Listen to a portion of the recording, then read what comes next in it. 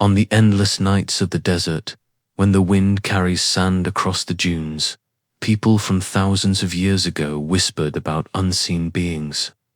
They did not belong to the world of men, nor were they quite like angels.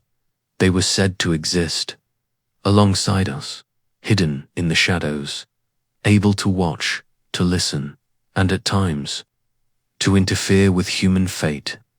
People gave them a name that, even after centuries, still stirs unease when spoken: the Jinn. Most of us picture the Jinn through the softened lens of fairy tales, a genie trapped in a magical lamp, ready to grant 3 wishes to anyone who sets it free. But that image is only a shadow of the older stories.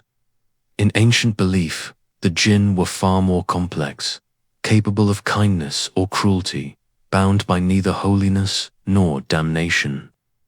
Like humans, they were said to possess free will, and that made them unpredictable. What terrified people most was not their power, but their invisibility. The Jinn could dwell in abandoned houses, in deep wells, beneath the shade of old trees, or wander among forgotten ruins. You would never know when you were truly alone, or when unseen eyes from another world were fixed upon you. And so the question has haunted humanity for centuries: are the Jinn real, or are they only the shape of our fears, born from the darkness and the silence of the night? In this journey, we will move through time and across lands where the Jinn have lingered in human imagination. From the deserts of pre-Islamic Arabia, to the verses of the Quran, to the legends of King Solomon, and finally into the familiar stories of 1001 Nights. And as the night deepens, we may find ourselves wondering, perhaps the reason the Jinn have never faded from our stories is because no one has ever been truly certain that they are not there.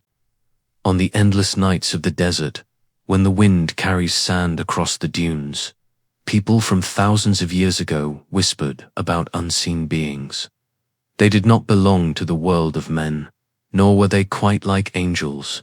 They were said to exist alongside us, hidden in the shadows, able to watch, to listen, and at times, to interfere with human fate. People gave them a name that, even after centuries, still stirs unease when spoken: the Jinn.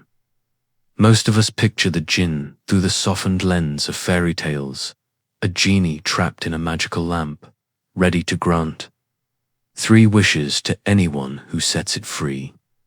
But that image is only a shadow of the older stories. In ancient belief, the Jinn were far more complex, capable of kindness or cruelty, bound by neither holiness nor damnation. Like humans, they were said to possess free will, and that made them unpredictable. What terrified people most was not their power, but their invisibility. The Jinn could dwell in abandoned houses, in deep wells, beneath the shade of old trees, or wander among forgotten ruins. You would never know when you were truly alone, or when unseen eyes from another world were fixed upon you.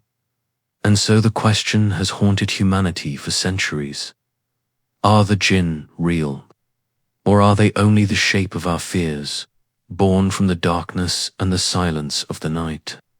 To understand where these stories began, we must first step into the world of Arabia, long before Islam, long before the written word shaped belief into doctrine.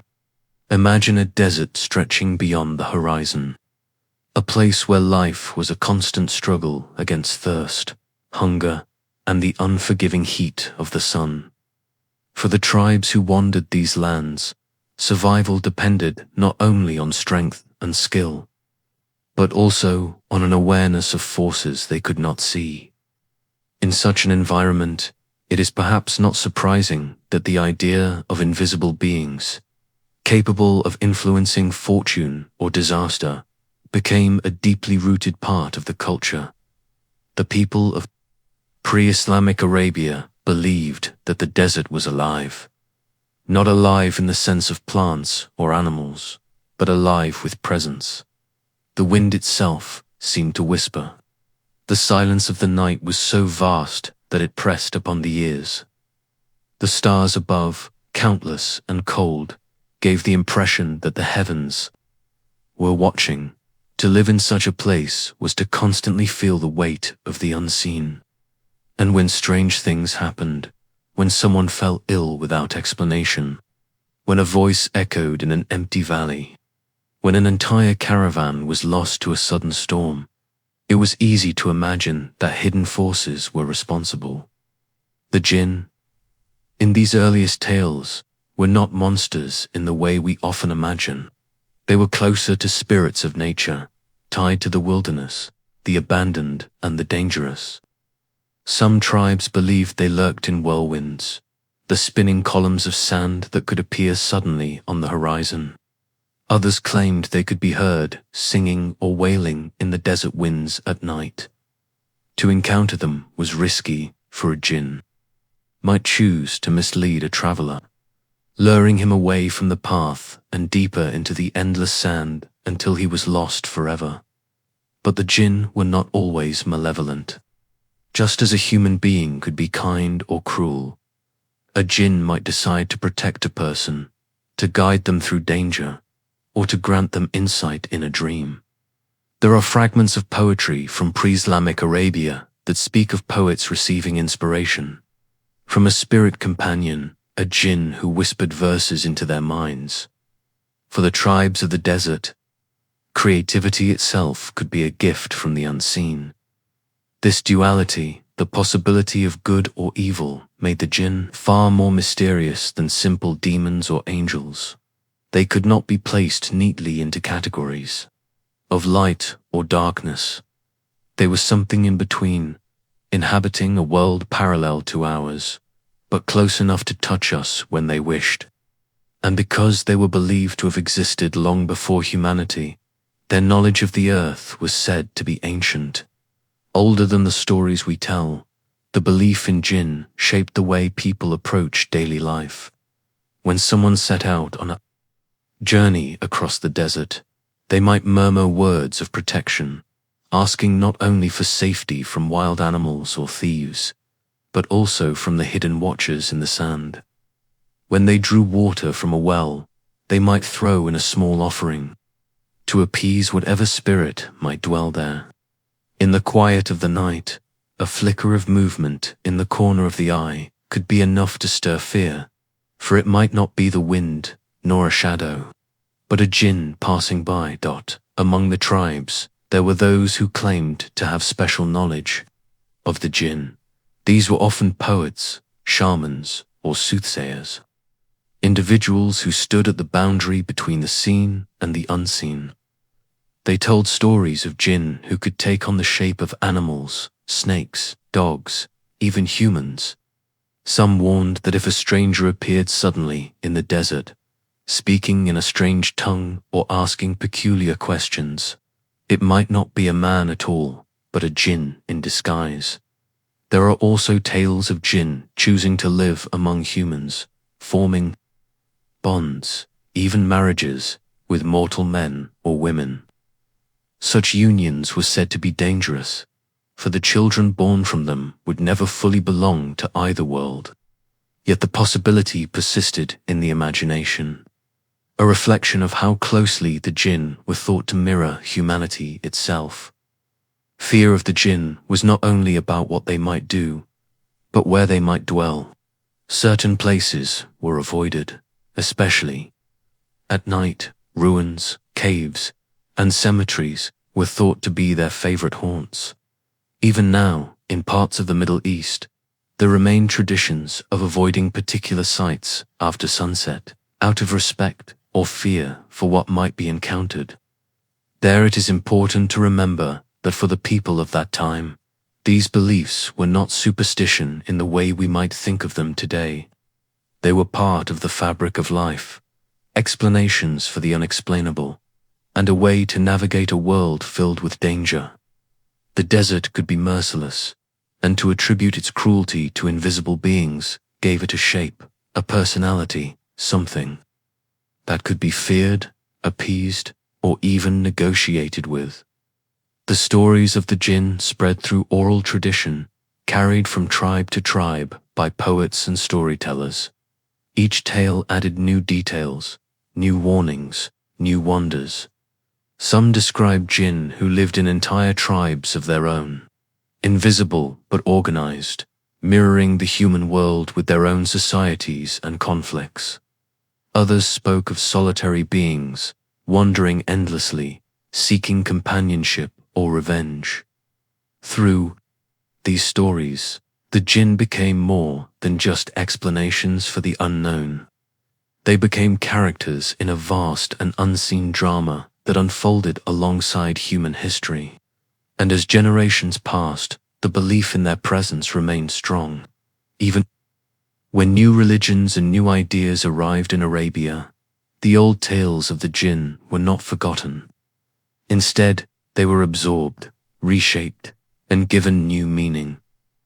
As we continue this journey, we will see how the arrival of Islam transformed the understanding of the Jinn. In the verses of the Quran, they are given a clearer identity, a place in the divine order, created not from earth like humans, nor from light like angels, but from smokeless fire. Their free will, their ability to choose between good and evil, is emphasized. They are no longer just desert spirits, but beings woven into the very story of creation itself.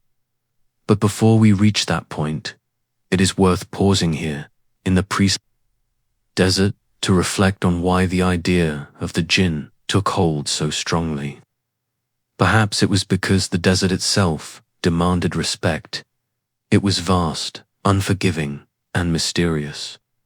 In such a place, the line between the real and the imagined, between what was seen and what was only felt, could blur easily. The Jinn gave voice to that uncertainty. They were the embodiment of the invisible, a reminder that the world is always larger and stranger than we can fully grasp.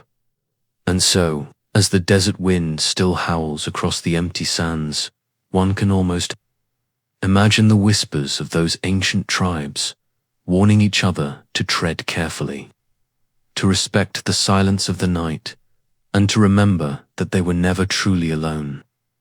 For somewhere, just beyond sight, the Jinn might be waiting. When Islam spread across the Arabian Peninsula in the 7th century, it did not arrive in a cultural vacuum. It entered a world already filled with traditions, poetry, and beliefs that had shaped people's understanding of existence for centuries. Among those beliefs, the Jinn held a special place. Rather than erasing the old stories, the Quran acknowledged the Jinn directly, giving them a new role in the unfolding divine narrative. In the Quran, the Jinn are mentioned in multiple passages. They are described not as imaginary creatures or fading superstitions, but as real beings, created by God before humanity. The scripture says that while humans were shaped from clay and angels from light, the Jinn were formed from smokeless fire. This detail alone carried a powerful image. Fire, after all, is both illuminating and destructive, both warm and deadly. It flickers without a fixed form, just as the Jinn were believed to shift between shapes. Never fully visible, never fully bound to the world of matter. Like human beings, the Jinn are described as possessing free will. They are capable of belief or disbelief, righteousness or corruption. Some Jinn are said to be Muslims, choosing to follow the guidance of God, while others turn away, becoming rebellious and dangerous. This duality gave them a depth that aligned with human experience. They were not simply forces of evil, nor entirely creatures of good.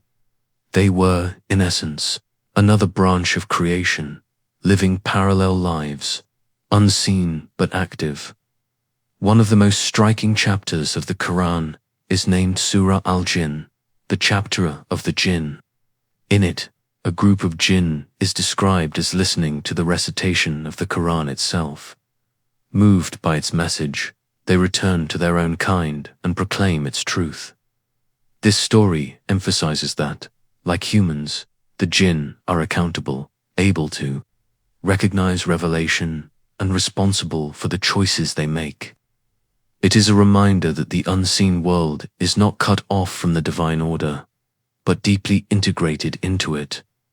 The Quran also speaks of Iblis, often compared to Satan, as a being from among the Jinn.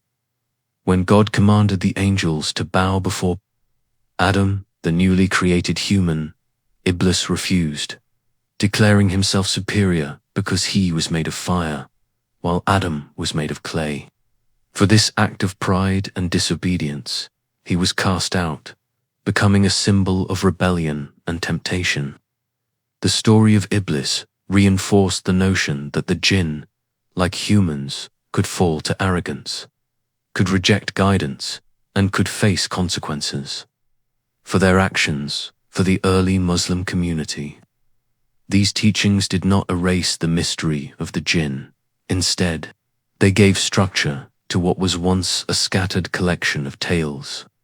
The desert spirits of old were now framed within a larger cosmic order, part of a universe filled not only with men and angels, but with entire nations of unseen beings. Scholars in the centuries that followed explored these ideas further. Some debated whether the Jinn had physical bodies or whether they were entirely spiritual. Others speculated about their societies, their lifespans, and their interactions with humanity. In many traditions, it was said that the Jinn could live for hundreds, even thousands of years, unseen by mortal eyes. They could travel swiftly, crossing great distances in moments. They could pass through walls, vanish in an instant, or appear in forms familiar to humans and animals alike. But if the Quran spoke of Jinn who listened and believed, it also warned of those who deceived and harmed. Some Jinn were thought to whisper temptations into the hearts of men, much like demons in Christian tradition. These whispers, subtle and persistent, could lead a person astray, drawing them into anger, envy, or despair. The very word shayateen, often translated as devils, is used in the Quran to describe the more rebellious among the Jinn. Stories soon emerged of the Prophet Muhammad himself encountering the Jinn. One account tells of him being approached by a group of Jinn who asked for guidance, and he recited the Quran to them. Another describes his companions traveling with him and realizing that their leader was delivering the message not only to humans but also to the unseen audience. Such traditions deepened the sense that the boundary between the human world and the world of the Jinn was thinner than one might imagine. For ordinary believers, the presence of Jinn in scripture meant that they were not merely folklore but a reality to be acknowledged. The old fears persisted, but they were now intertwined with religious practice. Reciting verses of the Quran was said to offer protection from harmful Jinn. Certain prayers were recommended before entering lonely places, before drawing water from a well, or before setting out into the desert night. Faith became a shield, a way to guard against the unseen dangers that had haunted the imagination of their ancestors at the same time. The Jinn were also recognized as having their own communities, their own forms of worship, and their own fate in the afterlife. Just as humanity would face judgment, so too would the Jinn. The Quran describes them as nations like us, some just and some unjust, some believers and some deniers. This vision elevated them beyond the category of simple superstition, placing them firmly within a worldview where all creation is interconnected under divine authority in later Islamic thought. Different categories of jinn were named and described. Among them were the ifrit, often imagined as powerful and malevolent, and the metid, sometimes associated with the sea and with prideful defiance. There were also tales of helpful jinn, guardians or companions who chose to align with human beings. The richness of these descriptions shows how flexible the concept of the jinn became, able to carry echoes of old folklore while being reinterpreted through the lens of faith. But beyond the theological discussions and the warnings of Scripture, what mattered most to ordinary people was the sense that they were never alone. Just as angels were believed to record deeds and guide the faithful, jinn were believed to wander nearby, capable of influencing daily life in unseen ways. Illness, misfortune, or sudden strokes of luck might be attributed to their interference. A shadow at the corner of vision, a dream too vivid to forget, or a voice heard in solitude. All of these could be signs of a jinn's presence. Over time, Islamic law and custom developed ways of addressing these beliefs. Scholars warned against attempting to summon or bargain with jinn, emphasizing that such practices were dangerous and could lead to deception. Yet the fascination never disappeared. In stories told around campfires, in whispered warnings passed from parent to child, the jinn remained close, as familiar as the night sky, as mysterious as the shifting sands. And while the Quran gave them a place in the cosmic order, it also left space for imagination. The jinn were not fully explained, not fully defined. They remained elusive, reminding humanity that the world is never entirely visible, never entirely understood. This tension between scripture and mystery, between faith and folklore, ensured that the jinn would continue to haunt not only the deserts of Arabia, but the minds of believers for generations to come as centuries passed. Muslim scholars across regions added their own interpretations. In Persia, in North Africa, in Andalusia, the stories of jinn were adapted, reshaped by local traditions. Sometimes they took on darker roles, merging with older spirits of fear. Sometimes they became gentler, protectors and guides. Always, they reflected the human struggle to understand what lies beyond sight. And so, the jinn of the Quran did not erase the jinn of the desert. Instead, they layered new meaning upon ancient fears. They became beings of smokeless fire, capable of faith and rebellion, a mirror of humanity's own choices. To believe in them was to acknowledge that the universe is wider than what can be seen, that life is shared with others, invisible yet real in the quiet of the night. When the verses of Scripture are recited softly, many still believe that the jinn are listening. Some may turn away, but others may be drawn closer, just as they were in the earliest days of revelation. Whether friend or foe, believer or rebel, their presence lingers. A reminder that the unseen remains part of our story. And as Islam spread, carrying its teachings across vast empires, the jinn traveled with it, their stories evolving, expanding, and intertwining with the lives of countless people. The Quran had given them voice, but the imagination of humanity ensured that they would never be silent.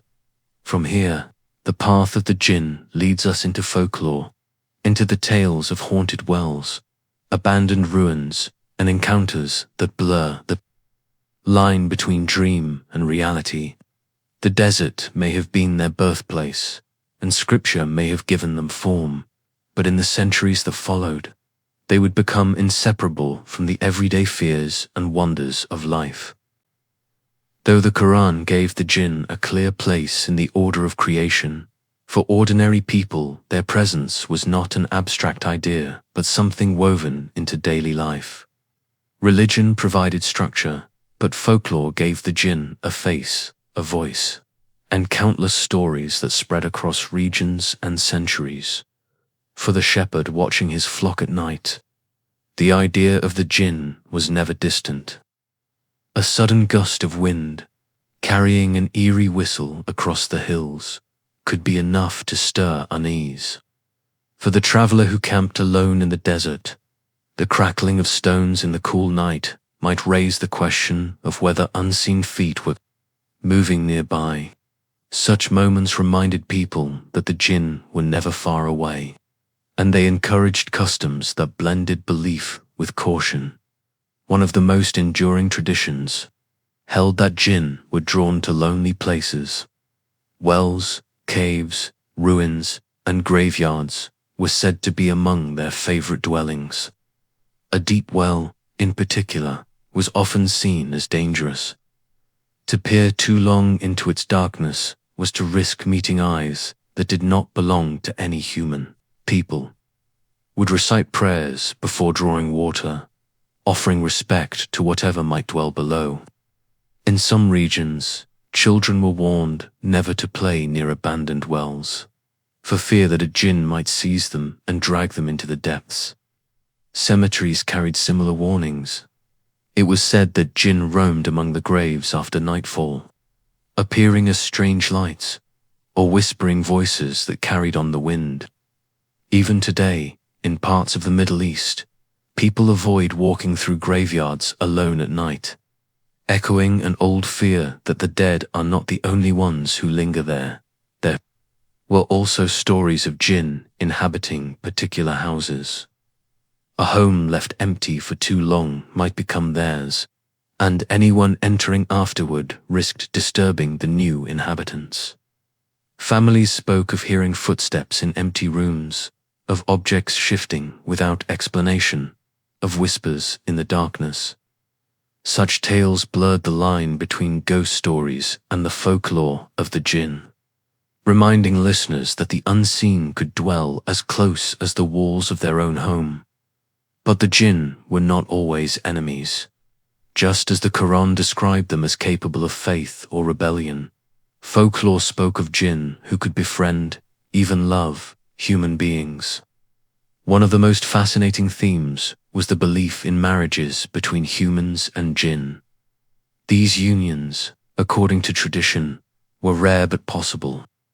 The children of such marriages were said to be different, sometimes blessed with unusual gifts, sometimes burdened by strange misfortunes. The idea reflected a deep sense that the jinn mirrored humanity so closely that the boundary between the two worlds could, in moments, be crossed. Other stories told of jinn who became companions to poets and seers. Inspiration itself was thought to come from the unseen. When a poet recited verses of rare beauty, some claimed that he must have had a jinn whispering in his ear. The same belief extended to fortune-tellers and magicians, who were rumored to summon jinn to gain knowledge of the hidden, though scholars often warned against such practices, insisting they were dangerous or deceptive. The fascination persisted. People could not resist the thought that the jinn, with their ancient knowledge and invisibility, might hold secrets beyond human reach. In different regions, the folklore of the jinn took on distinct colors. In North Africa, stories often described jinn living in the wilderness, guarding springs or hiding in mountain caves. In Persia, older traditions of spirits blended with Islamic belief, producing detailed descriptions of different classes of jinn, some feared, some respected.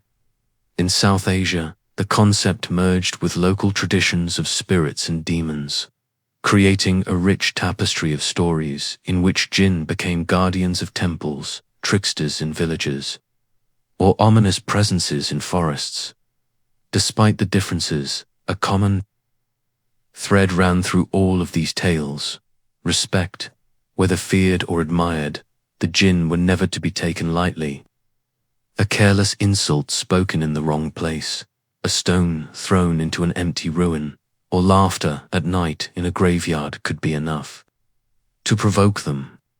In many households, it was common to say a short phrase before pouring hot water outside, in case unseen beings were nearby. To act without respect was to invite misfortune. Perhaps the most frightening stories were those of possession, folklore.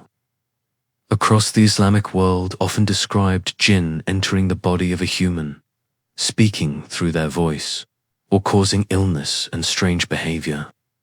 Families who believed a loved one was possessed might seek the help of a healer who would recite verses of the Quran to drive the spirit out. The image of possession reinforced the sense that the jinn were not just distant figures of legend, but active participants in human life, capable of crossing boundaries in ways that were both terrifying and intimate, even today. Such beliefs remain strong in many communities. Stories circulate of people who claim to have heard voices, seen figures vanish in an instant, or experienced illnesses with no clear medical cause. Whether explained as psychology, as the power of suggestion, or as encounters with the unseen, the jinn continue to provide a framework for experiences that seem to defy ordinary explanation. But folklore is not only about fear. There are also gentler tales of jinn who protect households, who watch over children, or who guide travelers through danger. In these stories, the jinn appear almost as guardians, reflecting the duality that has always defined them. They are not locked into a single role, but can shift between friend and foe, ally and enemy. What unites all of these stories, from the deserts of Arabia to the mountains of North Africa and beyond, is the recognition that the world feels larger when the jinn are part of it. They inhabit the gaps in our understanding, the shadows at the edge of vision, the strange sounds in the night. They are the explanation for what cannot be explained, the reminder that not all things are seen. For people living in harsh landscapes, the belief in jinn provided more than just fear. It provided meaning. A sudden illness was not simply random, but the result of unseen influence. A stroke of luck was not blind chance, but perhaps a gift. By attributing events to the jinn, life itself felt more connected, more charged with significance.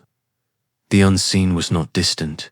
It was present in every step, every decision, every silence of the night. Over centuries, these beliefs created a body of folklore so vast that no single person could know all of it. Tales were told and retold around campfires, passed down through generations, shifting with each telling. In one village, a jinn might appear as a trickster who stole food at night. In another, it might be a solemn guardian who punished dishonesty.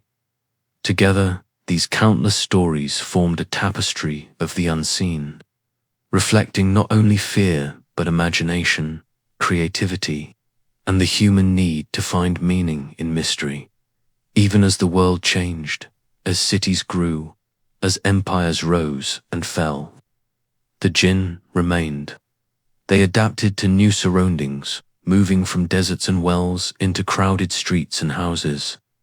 Urban legends of jinn haunting abandoned buildings became as common as the old desert tales.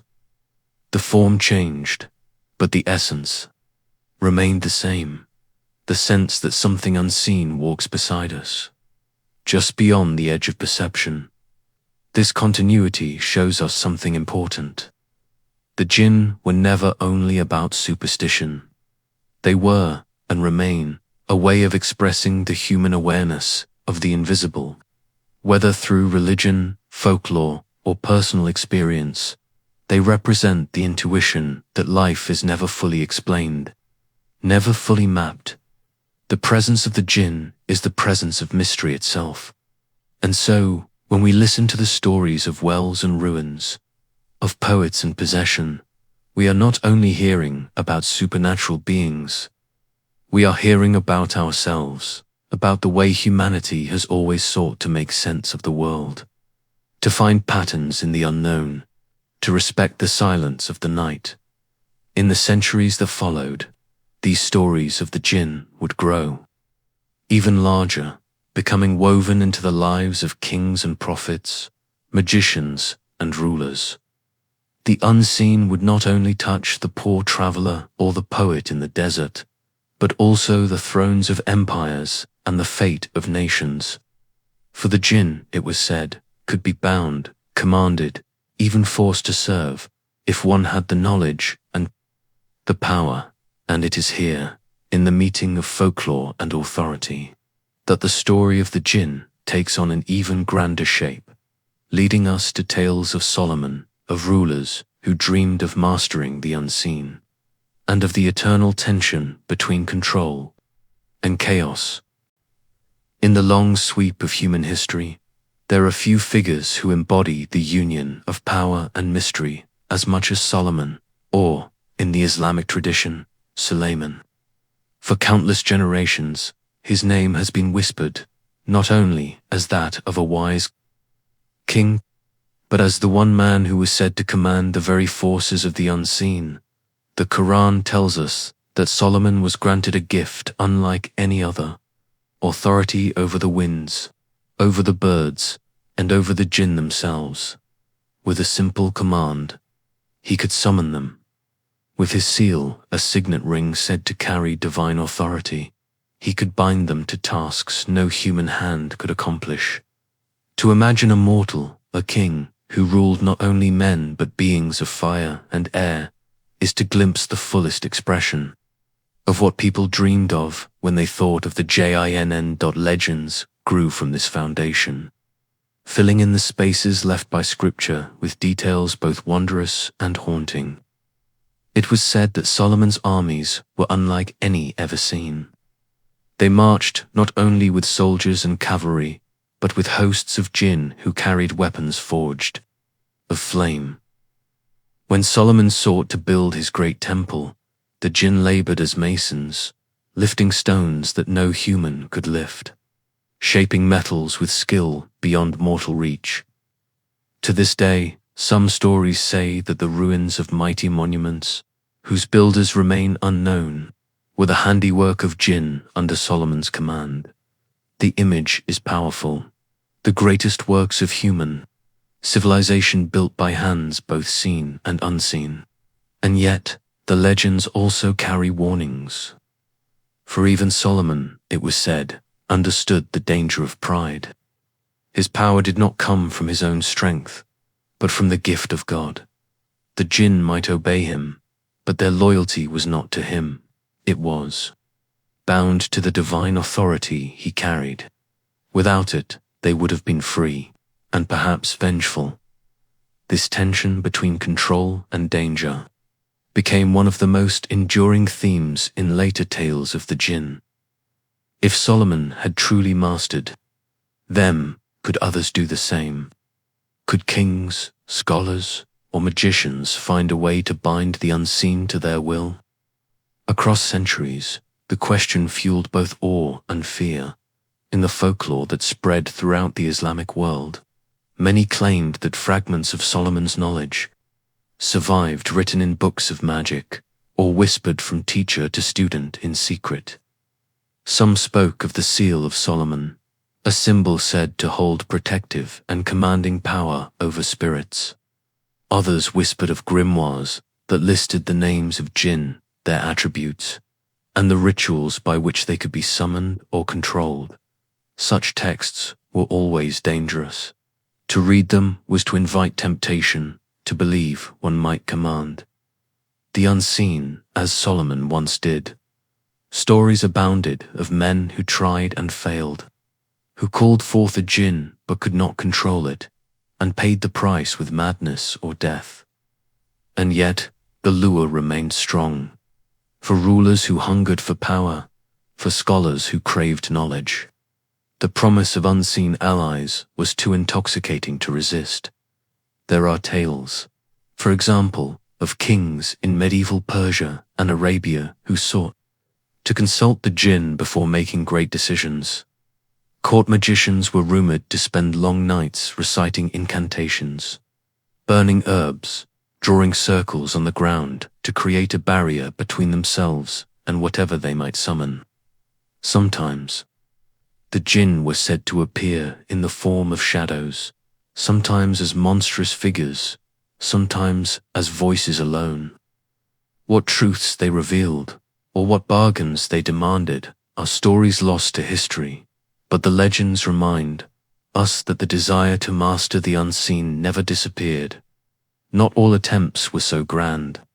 In villages and towns, local magicians or healers were sometimes believed to have the ability to summon or speak with jinn.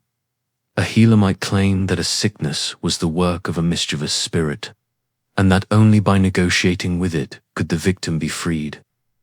A diviner might call upon a jinn to reveal where stolen goods had been hidden, though condemned by religious authorities as dangerous or deceitful. Such practices endured, for people often turned to them when ordinary explanations failed. The fascination with Solomon's legacy also shaped stories of vast treasures guarded by the jinn. Folklore tells of ancient hoards buried deep in the earth, sealed with spells that only the knowledge of Solomon could undo. Adventurers who sought such riches often disappeared, with villagers whispering that the guardians of fire had consumed them. In this way, the jinn became not only servants, but wardens of secrets, the keepers of knowledge and wealth, too dangerous for ordinary men. But perhaps the most striking aspect of these stories is the lesson that lies beneath them. For while Solomon was portrayed as a figure of unmatched wisdom and power, later tales made clear that those who tried to follow in his footsteps often met ruin. To bind the jinn was not a matter of human skill, but of divine favor. Without it, the attempt was seen as arrogance, a trespass into mysteries not meant for mortals. Religious scholars often echoed this warning. They reminded people that Solomon's command was unique, a gift from God not to be imitated.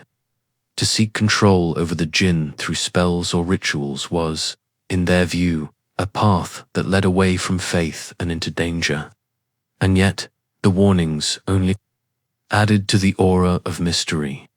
The forbidden has always carried its own allure, and so the stories persisted, half cautionary, half tempting, whispered from generation to generation. Over time, the figure of Solomon himself became a bridge between cultures. In Jewish, Christian, and Islamic traditions alike, he appeared as the wise king, the judge, the master of secrets. In each, the jinn, or spirits by other names, played a role in his legend. This shared memory spread across borders, shaping folklore from North Africa to the Middle East, from Persia to Europe. Wherever the stories went, the theme remained. The unseen could be bound, but never safely, never without cost. And so the jinn, once spirits of the desert winds, became entangled, not only with poets and common folk, but with kings and rulers. They were no longer only the explanation for strange illnesses or whispers in the night. They were forces that could shape empires, build monuments, guard treasures, and tempt rulers with promises of power beyond imagination. Yet even in these grand tales, one truth lingered. The jinn were never truly mastered. They remained wild at heart, beings of smokeless fire, unpredictable and untamed. To speak of them was to acknowledge both the reach of human ambition and the limits of human control. From these legends, another chapter of their story would emerge, one less about kings and prophets, and more about storytellers. For as the centuries passed, the jinn found a new home in the tales that enchanted listeners night after night. tales woven into the vast collection we know as the 1001 Nights. There, freed from the weight of scripture and history, the Jinn became characters in adventures, villains in romances, helpers in quests. They became part of a literary world that would carry their image far beyond the lands where belief in them was born. And it is to that world of story and imagination that we now turn. When the world of history begins to blur into the world of imagination, the Jinn do not vanish.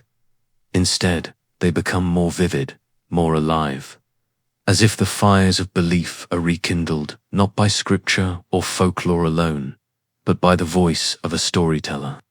Few works embody this transformation as powerfully as the great treasury of tales known as 1001 Nights.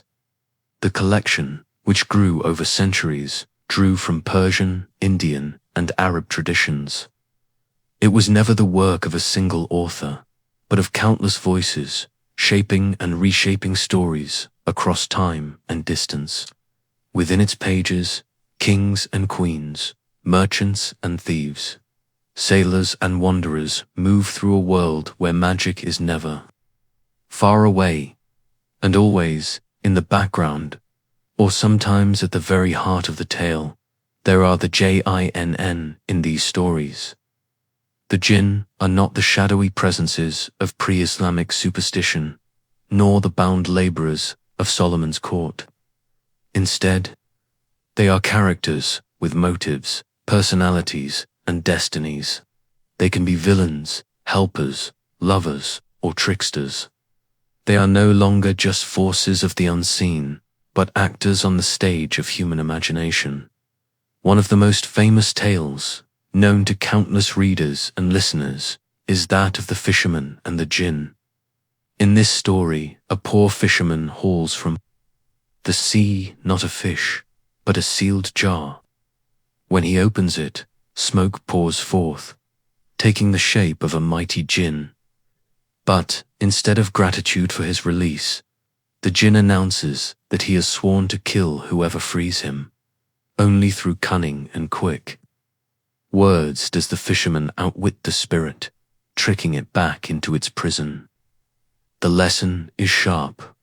The Jinn are beings of immense power, but they are also proud, temperamental, and dangerous to those who underestimate them. Another tale tells of the city of brass, a legendary place said to be filled with treasures but cursed, and abandoned, guarded by Jinn. Adventurers who set out to find it encounter ruins, mysterious inscriptions, and warnings from spirits. The story blends the allure of hidden wealth with the fear of divine punishment, reminding listeners that the pursuit of riches can lead to ruin when guided by greed.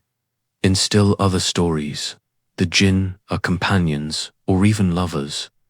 There are tales of humans who stumble into the hidden world of the Jinn, sometimes by accident, sometimes by fate. A traveler might rest beneath a tree and find himself in conversation with a spirit. A young woman might be taken by a Jinn prince who falls in love with her, whisking her away to a palace of wonders. These stories reflect not only fear, but fascination. The idea that the Jinn were not only terrors of the night, but also beings capable of desire, loyalty, and even tenderness.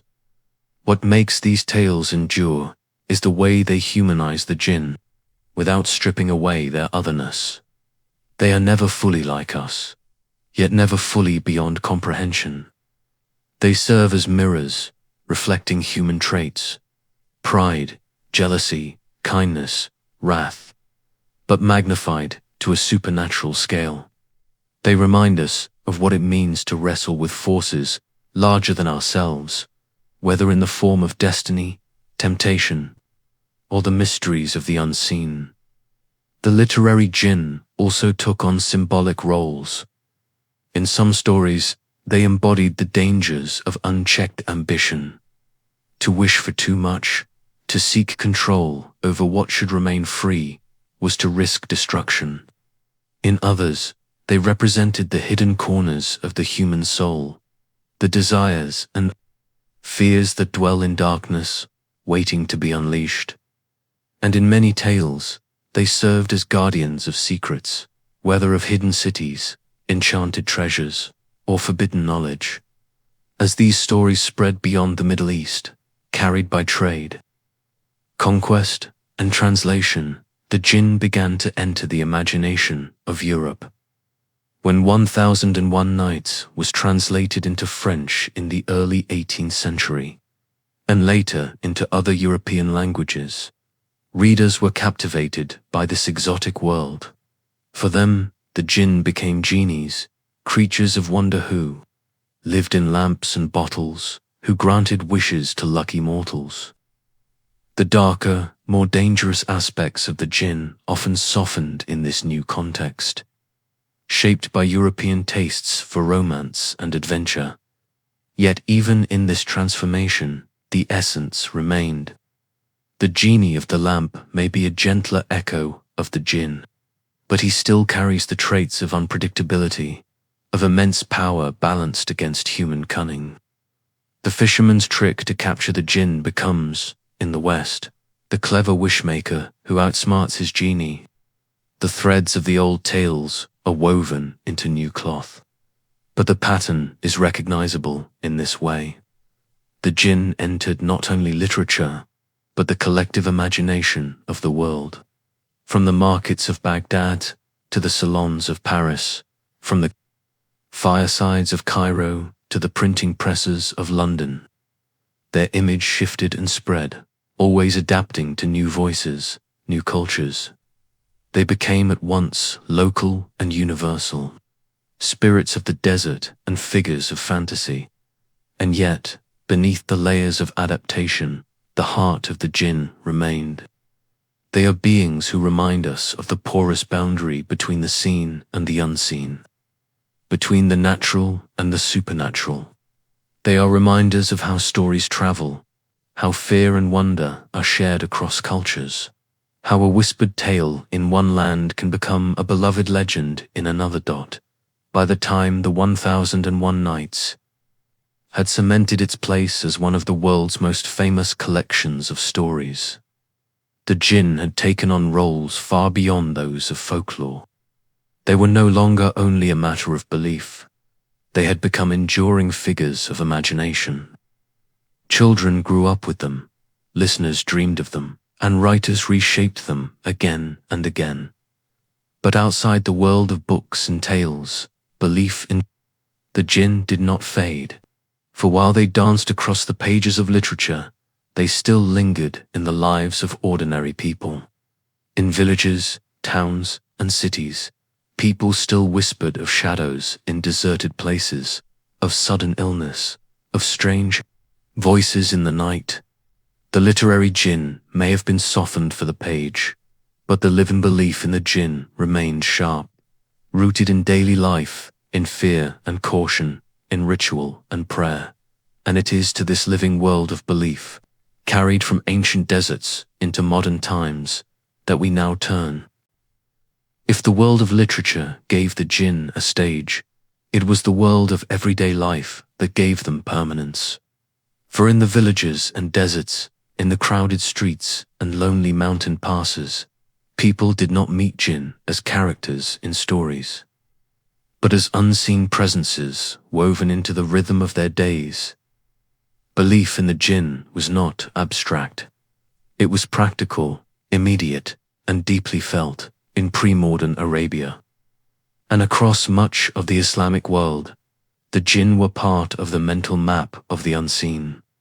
Just as one might avoid a steep ravine at night for fear of injury, so too would people avoid certain wells, caves, or abandoned houses, for fear of who or what might be lurking there. A patch of wilderness was not just empty land. It was a place where the boundaries between human and spirit might grow thin. Travelers knew this well.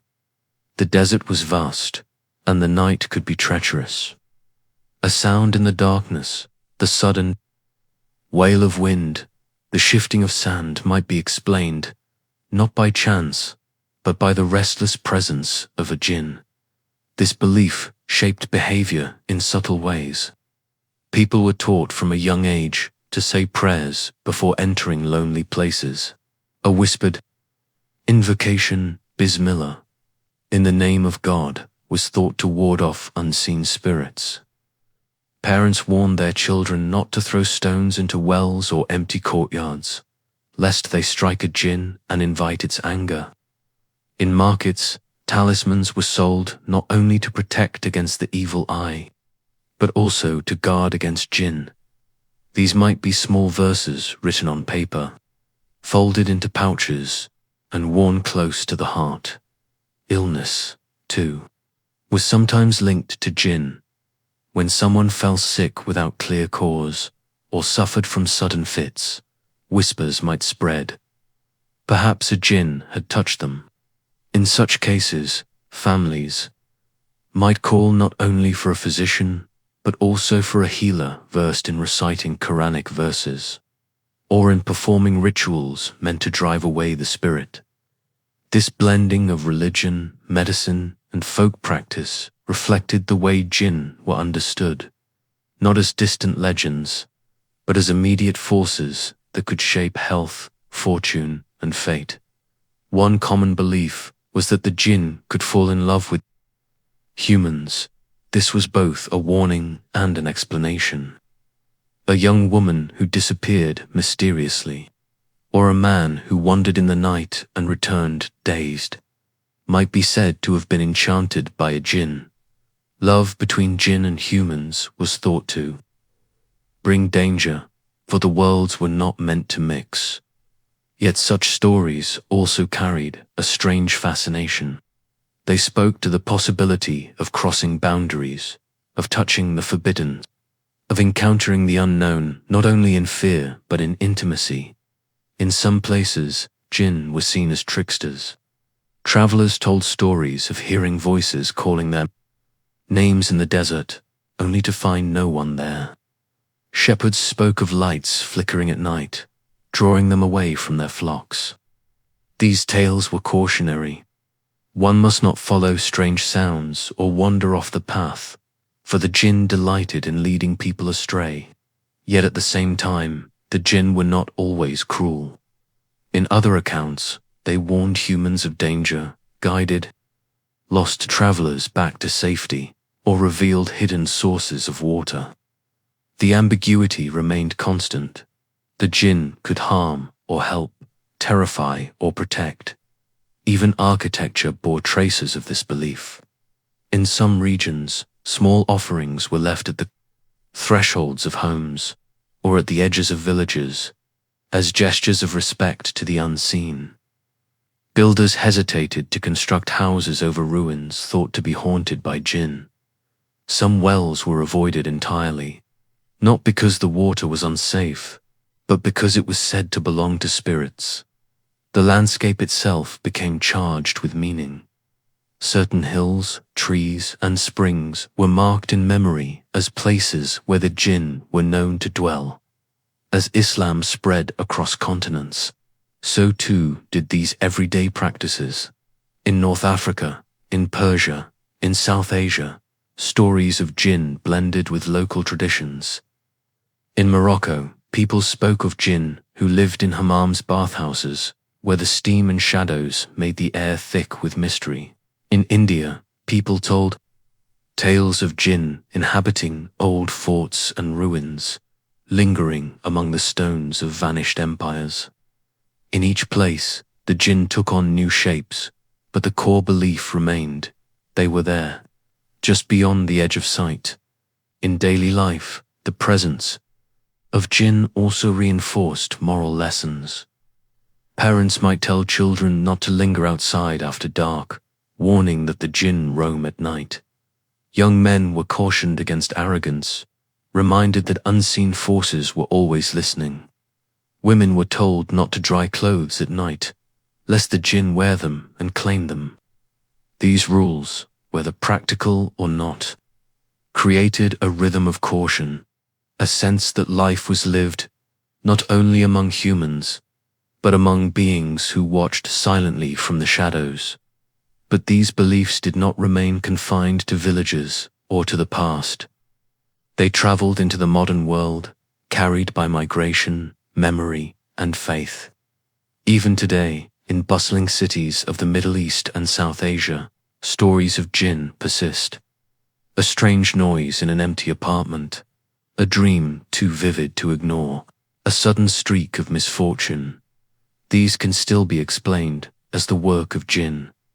Healers who specialize in addressing spiritual afflictions continue to be consulted. Verses from the Quran are recited over the sick, not only for physical healing, but to drive away the unseen dot in diaspora communities. These traditions remain alive. Muslims living in Europe or America often carry with them the cultural memory of the Jinn. Children growing up in Western suburbs may hear stories from grandparents about spirits that dwell in abandoned houses, or about relatives who once saw shadows moving in the desert. For these families, belief in the Jinn becomes part of identity, a link to the worlds left behind, and a reminder that the unseen is never far away. What is striking is how resilient these beliefs remain. Even in the age of science and technology, the world has changed. Electricity lights the night, airplanes cross the desert in hours, satellites map the earth, yet the stories of Jinn continue to hold power. Perhaps it is because they speak to something deeper than physical fear.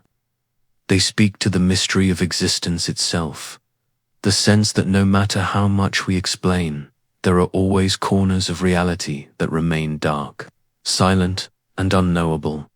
And so, in the 21st century, just as in the 7th, people still whisper prayers when entering empty places. They still avoid strange ruins at night.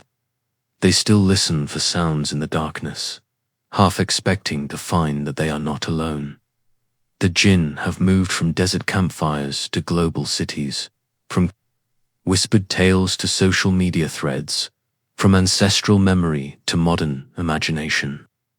And while literature and folklore gave them a stage, it is everyday life that keeps them alive. For belief in the Jinn is not merely a matter of religion or tradition. It is a way of living with the unseen. It is a way of acknowledging that human life is fragile, that the world is larger than we can comprehend, and that sometimes in the stillness of night, in the solitude of a journey, in the flicker of a shadow, we are reminded that we are not alone. And as we turn from the daily lives shaped by Jinn to the testimonies of those who claim to have met them, even in modern times, the question lingers: are these merely echoes of ancient superstition, or do they point to something far more enduring? As centuries turned and empires rose and fell, the stories of the Jinn did not fade into history. Instead, they followed people into the modern world, taking on new shapes, new contexts, and new fears. In some ways, the Jinn remained the same. Mysterious beings living just beyond the edge of human perception. But in other ways, the Jinn seemed to adapt, as if the stories themselves shifted to fit each new era, even today. In many places across the Middle East, North Africa, and South Asia, belief in the Jinn is not only alive, but deeply woven into the rhythms of everyday life. People may work in bustling cities, surrounded by technology and neon lights, yet still pause before walking past a ruined house at night. An empty alleyway, an abandoned courtyard, or the shadows under a lone tree in the desert. These are still thought of as spaces where the unseen might dwell. For some, the modern world has not banished the Jinn. It has simply given them new hiding places. One of the most common ways the Jinn appear in modern stories is through encounters that feel intimate and personal. People speak of sudden chills in their homes, of objects moving on their own, or of whispers that come when no one else is present. A woman in Cairo described returning home late from work and hearing footsteps follow her into her apartment. Though she lived alone, she locked the door behind her, but the sound continued, as if someone invisible was pacing the room. For hours she sat in silence, listening, until the noise finally ceased. To her, there was no question, a jinn had entered. Her space stories like these travel easily by word of mouth, but in the 21st century they also find new life online. Across YouTube, forums, and social media, countless videos claim to capture strange events connected to the jinn. Some show doors slamming shut in empty rooms, or furniture shaking violently while no one is near. Others feature voices captured on recordings, low and distorted, said to be the speech of jinn caught in the act. Whether these are genuine encounters or the work of human imagination and trickery hardly matters. What matters is how widely they spread, reinforcing the sense that the jinn are not relics of ancient times, but companions in the digital age. In cities like Amman, Karachi, or Jakarta, whispers about jinn mix with the concerns of urban life. Children are warned not to play too close to wells, even in crowded neighborhoods, because jinn are said to linger there. Tenants searching for cheap rent may discover that some apartments are mysteriously avoided, no matter how low the price. People claim the spaces are haunted, not by ghosts in the Western sense, but by jinn who refuse to leave. Sometimes neighbors report hearing voices from those empty rooms late at night, chanting or weeping in languages no one can understand. The fear of the jinn remains powerful enough to shape choices, even in environments full of cars, concrete, and satellite dishes. But not all modern stories are frightening. Some still tell of jinn who act with kindness or neutrality, echoing older traditions where jinn could choose to be good or evil. In rural Morocco, for example, there are tales of farmers who believe a jinn guards their land, scaring away thieves or warning them of approaching danger. In South Asia, people sometimes speak of jinn who form bonds with families, protecting them across generations. These stories complicate the image of the jinn as purely sinister, reminding us that, like humans, they are said to be capable of choice, and yet, fear remains the strongest emotion tied to their presence, especially in stories of possession. Accounts of individuals claimed by the jinn still appear frequently, both in private homes and in public rituals. A young man in London, part of a South Asian immigrant family, once described how his relatives became convinced he had been touched by a jinn when he began to speak in a voice that was not his own, shifting between languages he had never studied.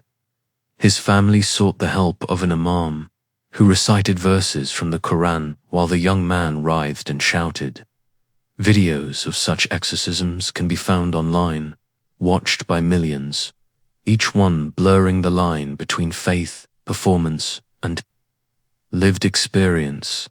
What is striking is how consistent these accounts remain across cultures and generations. The symptoms of possession are often the same: sudden strength, unusual voices, fainting spells, and violent resistance to religious texts. Skeptics explain them as psychological events brought on by stress or mental illness. But for those who believe, no scientific explanation can erase the impression that another being has entered the body.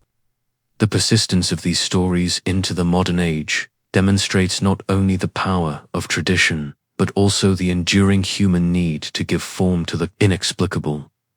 The jinn also appear in urban legends, those modern myths whispered in schoolyards and workplaces.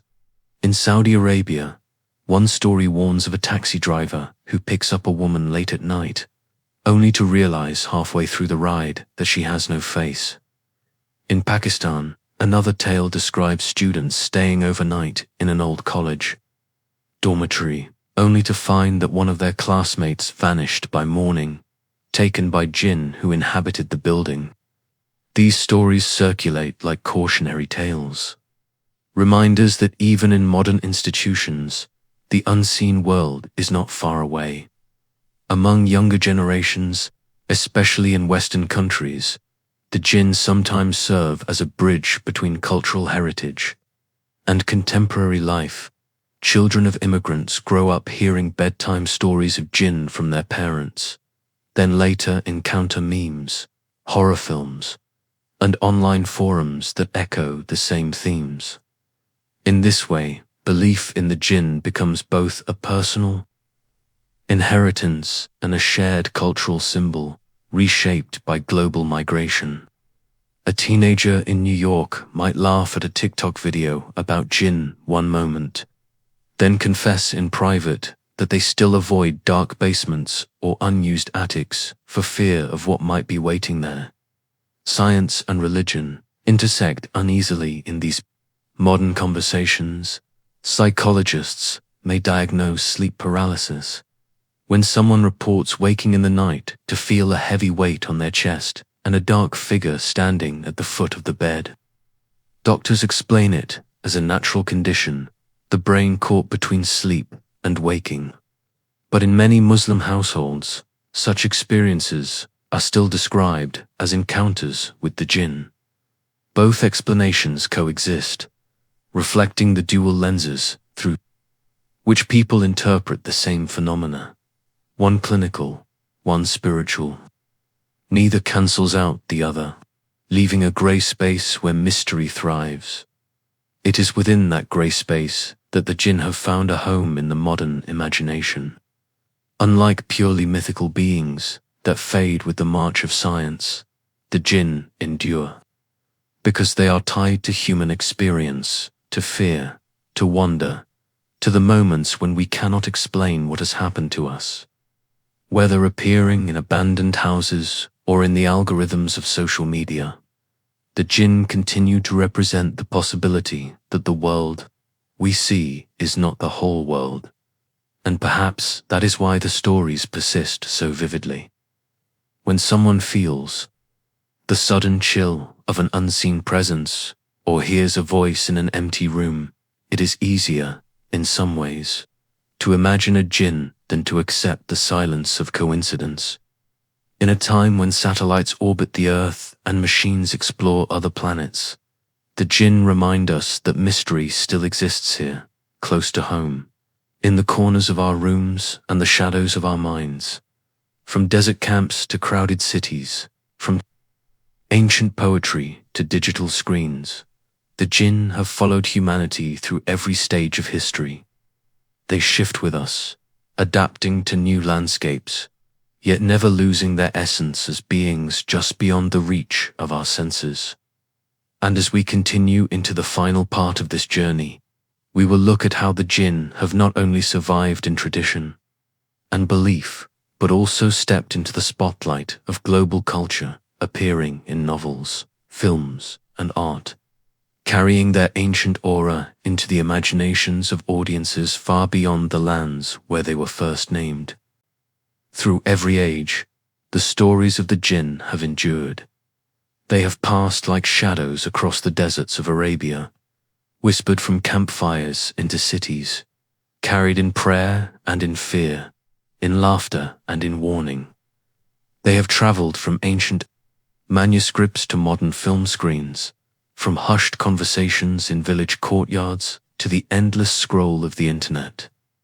The Jinn are, in many ways, the most elusive of companions, always near, always unseen, and always shifting in the way we imagine them. And as we bring our journey to a close, the question remains, why have these beings, more than many others, survived so powerfully in the human imagination? Perhaps it is because the Jinn mirror us. They are said to be made from smokeless fire, but they hunger and desire as we do. They love, they hate, they form families and nations. They are not angels, perfect and untouchable, nor are they demons locked in eternal evil. They are something in between, creatures capable of both cruelty and kindness, of mischief and loyalty. To believe in the Jinn is, in some sense, to believe in a world that reflects our own, a parallel realm of possibility. The endurance of the Jinn is also tied to the landscapes where they were first imagined. In the Arabian desert, with its endless horizons and its silences that stretch for miles, the mind easily fills the void with unseen company. The wind that howls through canyons becomes a whisper. The flickering shadows of firelight become figures lurking just beyond reach. Even today, travelers in remote deserts sometimes speak of the unsettling sense of being watched. It is not surprising that such places became the dwelling grounds of the Jinn in ancient thought. The world was vast, the night was dangerous, and the Jinn gave shape to that mystery. As Islam spread, the Jinn did not vanish. Instead, they were woven into the very fabric of belief, becoming recognized as a creation of God, accountable like humans for their actions. This gave the Jinn a permanence that other mythological beings often lack. They were not dismissed as fairy tales, but acknowledged as real within the religious imagination. This dual existence, half folklore, half theology, ensured that the Jinn would never fade completely. Children still learn of them through verses recited in the Quran, while at the same time hearing frightening tales from elders who swear by their own encounters. In modern times, the Jinn have proven remarkably adaptable. In horror films, they are depicted as vengeful entities haunting families. In fantasy novels, they appear as mysterious allies or tricksters. In internet memes, they are sources of humor. Each representation reshapes the Jinn for a new audience, yet always preserves the essence of beings who dwell just beyond sight. A teenager in Los Angeles may encounter the Jinn first in a Netflix movie, while a child in Karachi hears about them from a grandmother. Both are engaging with the same ancient idea, refracted through different lenses. And perhaps this is the true power of the Jinn. They belong to no single place, no single century. They are as much at home in the neon glow of a modern city as in the silence of the desert.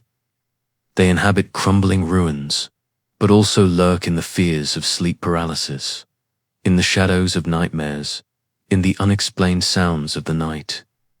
The Jinn are not limited to history. They are, in the minds of many, part of the present. It is worth noting that not everyone believes. For skeptics, the Jinn are symbols, metaphors for human fears and struggles. To them, stories of possession reflect mental illness. Tales of mysterious voices reveal the tricks of the imagination. The Jinn are powerful not because they are real, but because they express the anxieties that humans have always carried. This perspective strips away the supernatural, but it does not diminish the weight of the stories. After all, even myths that are not real can change the way people live, the way they explain the unexplainable.